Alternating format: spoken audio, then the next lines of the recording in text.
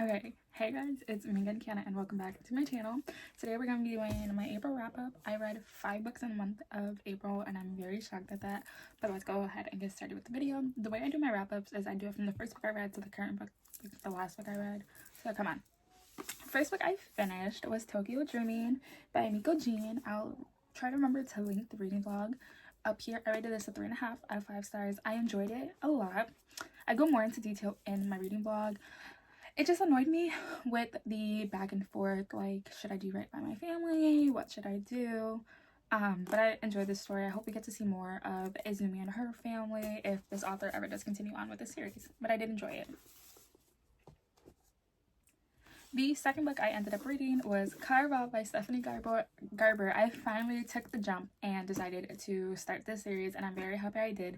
I gave this a 4.5 out of 5 stars. So in this one, we follow two sisters, Scarlett and Donatella, and Scarlett has been writing to this Carval master, his name is Legend, since she was like 7 years old, and she has always wanted to go see it. And 1 year right before her engaged, like her wedding is supposed to happen, 3 tickets pop up and the dude's inviting her. Unbeknown to Scarlett, her and her sister are part of the game. Once they arrive on, the island, Donatella is taken away, and it is now in the game that whoever finds Donatella will be able to get the wish. I enjoyed this so much. Like I said, 4.5 out of 5 stars. I cannot wait to read the second book in this series. But I'm so happy I finally took the jump and decided to read this.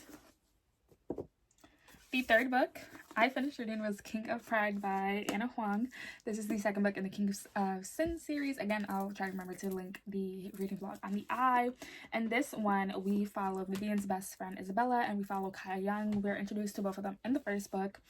They're said to be standalones, but I honestly don't think they are. I feel like you have to read them in order because you're introduced to these people. In this book, we also saw people from the Twisted Game series, which I have the first 2 over there, but I still haven't read this series. I love this book. I gave this a 4 out of 5 stars. I always just hate the third ad breakup. So in this one, Kai is competing to get the CEO seat of his family's foundation. Just because it's a young corporation doesn't mean technically a young will, sit on the CEO. Isabella is working still at that club as a bartender. That's where her and Kai meet with each other and they start flirting, but it is strictly prohibited for an employee to be messing with a patron of the club, so they have to sneak around. Again, I go so much more into detail with this book, but I loved it. Kai made me laugh a lot in this. Isabella's secret background was very shocking for me because I just didn't see it coming. Spoiler, I didn't see her coming from like a rich family. Her brother was a dick. But I enjoyed this. Again, 4 out of 5 stars. I cannot wait to read the third book and catch up and be on the 4th book. The 5th book I read and took some time was A Fragile Enchantment by Alison Saft. Guys, this will be like the first time in forever I read all 4 books that I put on my TBR. Can I do it again in May? Okay, so I'm gonna read this book. This one is. So, transporting readers to a Regency in England inspired fantasy world. Okay, Naam Bear, oh my god, I'm so sorry, I feel like I messed it up, has never let herself long for more. The magic in her blood that lets her stitch emotions and memories into fabric is the same magic that will eventually kill her. Determined to spend the little time she has left guaranteeing a better life for her family, she jumps at the chance to design the wardrobe for a royal family in the neighboring kingdom of Avalan. But Avalan is far from the fairy tale she imagined. When young nobles attend candlelit balls and elegant garden parties, unrest brews among the working class. The groom himself, Kit Carman, is prickly, abrasive, and begrudging, being dragged to the altar as a political pawn.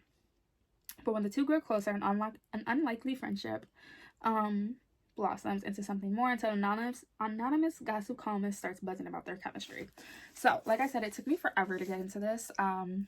But then when I got into it, I really enjoyed it. So her magic, in this family, everyone has magic. In this world, everyone has magic. So the royal family where she's going, they have the magic with plants. Their emotions get out of control. Plants start parting up, vines. Kit is marrying someone from the Spain royal family, and they control the weather, the elements, stuff like that. And as I read in the description, the more she puts her magic into it, the more she's dying. Like you see in this, the cover, white streaks, those start popping up more as the more magic she's using, and it basically determines hey, your time's running out. I enjoyed this. I say I gave this a 5.5 out of 5 stars. I love the secrecy. It gave me Bridgerton vibes with the ball. I love this. If this author has more out, I don't know if she does, I will consider picking it up, but I enjoyed this a lot. And then the fifth and final book I read, guys. I have put this series off for the longest because the second book just threw me off. I did not like the second book a lot, but I finally read and loved Things We Left Behind by Lucy Score. This is the third and the final book in the Knock 'Em Out series. This one follows Sloane and Lucian, who we meet in the first and again second book, which is why you should read them back to back. And we know with them, something is wrong. They have this animosity with each other, and this is their stories. I rated this a 5 stars. I didn't rate the first one 5 stars, I think. I did that like 4.5, but this is 5 stars. This is my favorite. This is Lucy Score's redemption for me with how much I love this. So they have known each other since they were children. They were next door neighbors. Lucian is 2 years older than her. So we start this book off at Sloane's father's funeral with, you know, Lucian popping there, and she doesn't want him there. She's like, why is he here? Why has he come back? And we get some snippets of like 20 years ago when all this was going on. And basically, spoiler alert, guys, Lucian's father basically beat the shit out of him and his mother. Sloane found out. Lucian made her promise to never ever call the cops, but then one night when it was getting so worse that his father was stabbing them, she called the cops, and Lucian was the one that ended up getting arrested, and her father, who was a lawyer, was doing everything to have Lucian out. I love this book. The spice in this, 10 out of 10, y'all. I just hate that these books be almost like 600 pages. Why am I reading a tome for a romance?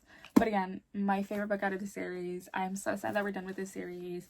The epilogue that we get of the happily ever after made me so happy. But yeah, so those are the 5 books I read this month, which I loved so much. I can't wait to see what I will read next month.